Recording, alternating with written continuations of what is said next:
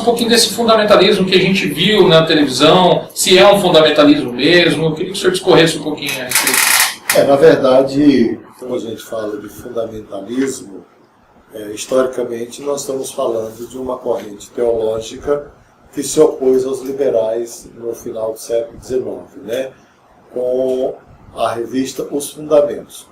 Só que esse termo, como todos os termos, ele tem uma elasticidade muito grande e ele passou a ser aplicado não só a certos movimentos teológicos, mas a todos os movimentos políticos, teológicos, religiosos e até mesmo científicos que assumem a opção pelo radicalismo, né? E às vezes até pela violência, seja a violência do discurso, a violência como retórica, ou a violência como nós estamos vendo nas depredações e nos movimentos que ocorrem nas manifestações pacíficas, porque nós temos, desde junho, manifestações justas e pacíficas feitas pela sociedade brasileira que luta por um país melhor, por condições mais justas para o povo brasileiro e até pelo respeito à cidadania. E, biblicamente, é justo e lícito resistir a um governo perverso, cruel e corrupto. E aí, eu acho que a palavra, embora pejorativa, mas ela faz um certo sentido quando fala no fundamentalismo de alguns grupos, sim. A gente está olhando esse fundamentalismo de massa. Certo. Vou chamar de fundamentalismo de massa. Mas existe um fundamentalismo arraigado ou intrínseco ao ser humano. Nós podemos chamar esse fundamentalismo de inveja? Eu acho que nós poderíamos. Na verdade, o fundamentalismo ele surge mais como uma reação, né? Tanto historicamente ele surge como uma reação aos liberais, como ele surge sempre em situações limítrofes em que as pessoas se sentem desamparadas, carentes, desprotegidas e, em certo sentido, desesperadas. E aí o fundamentalismo aparece como uma proposta de proteção. É um patriarcalismo, né?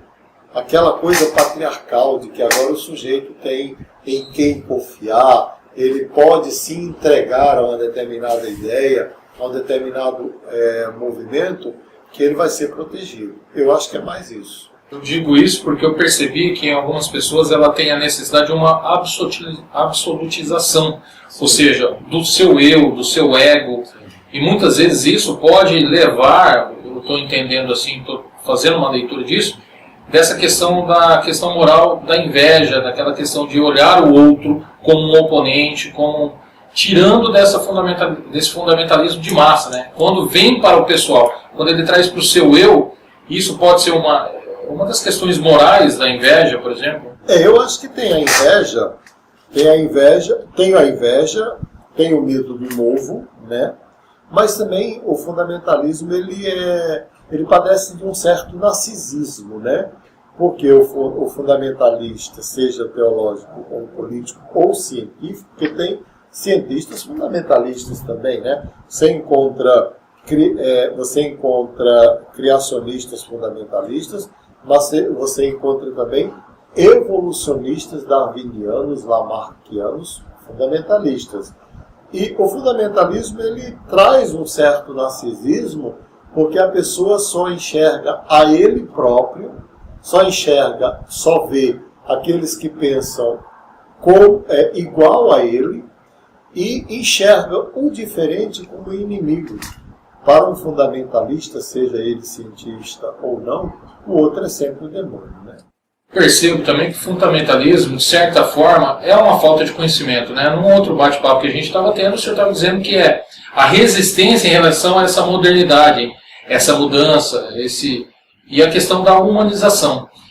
A falta de conhecimento interfere na questão do fundamentalismo? Não. Nós temos fundamentalistas inteligentes e esclarecidos.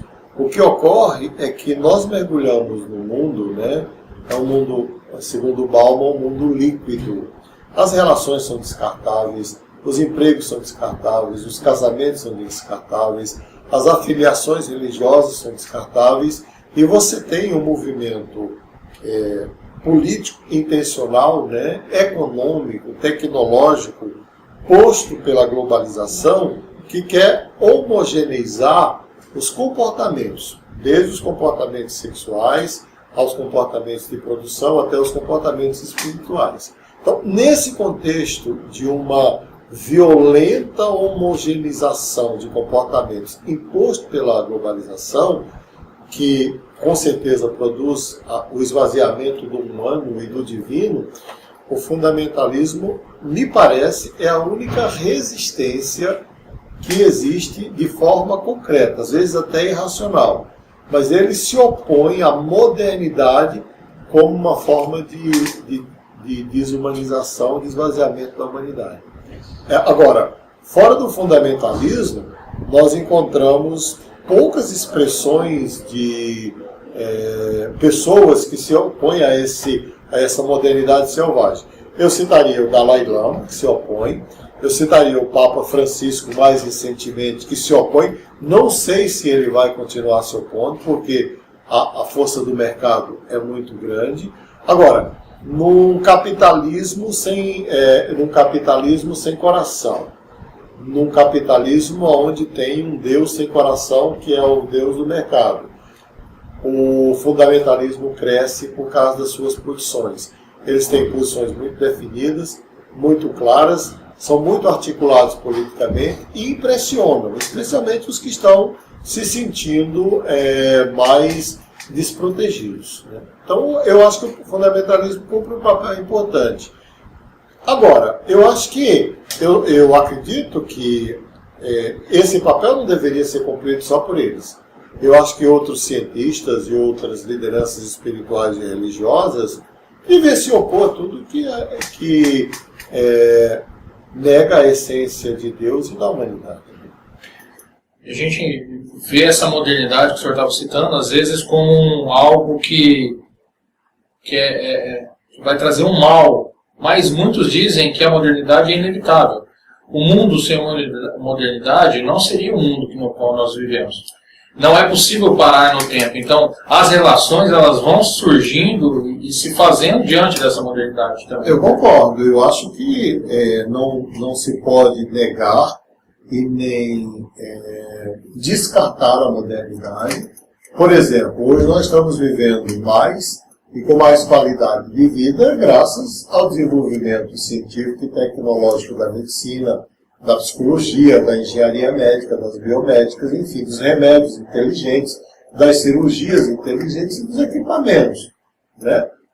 Por outro lado, a tecnologia ela tem que estar a serviço da vida.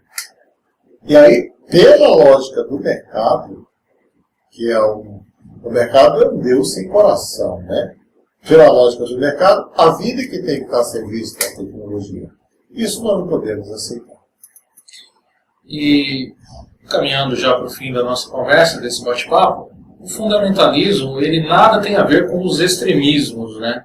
Porque a gente vê muitas coisas que acontecem desses fundamentalismos de massa, como as manifestações sociais, e são justas essas manifestações, mas há casos de extremismos, né? Os extremismos que levam às violências, né? Às extrapolações das normas sociais. Então, eu queria que o senhor falasse um pouquinho em relação à relação do fundamentalismo. Vamos colocar assim, você tem fundamentalistas políticos, repetindo, né, até para ficar bem claro isso, religiosos, cientistas fundamentalistas, que não são nem religiosos, são fundamentalistas quanto às suas teorias científicas. Agora, nem todo fundamentalista é violento. A violência é uma patologia do fundamentalismo e às vezes é uma patologia humana, né?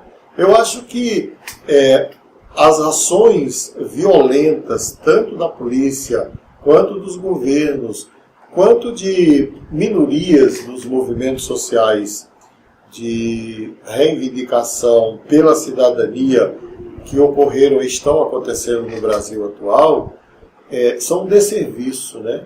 Porque as reações violentas elas denigrem a imagem das reivindicações pacíficas e desviam a atenção, né, do objetivo dessas manifestações. Então, como a mídia está sempre a serviço de quem paga, e no caso quem sustenta a mídia hoje é o governo brasileiro, a mídia a serviço do aparelhamento ideológico do Estado brasileiro, né, transforma uma manifestação pacífica por conta de meia dúzia de pessoas violentas numa manifestação violenta. Porque quando nós tivemos mais de 100 milhões de pessoas na rua no mês de junho, durante todo o mês de junho foi levantado que foram mais de 100 milhões de pessoas para a rua, a mídia se focou em meia dúzia de pessoas que estavam praticando a violência. Isso também é fundamentalismo. Eu acho que a mídia, nesse sentido,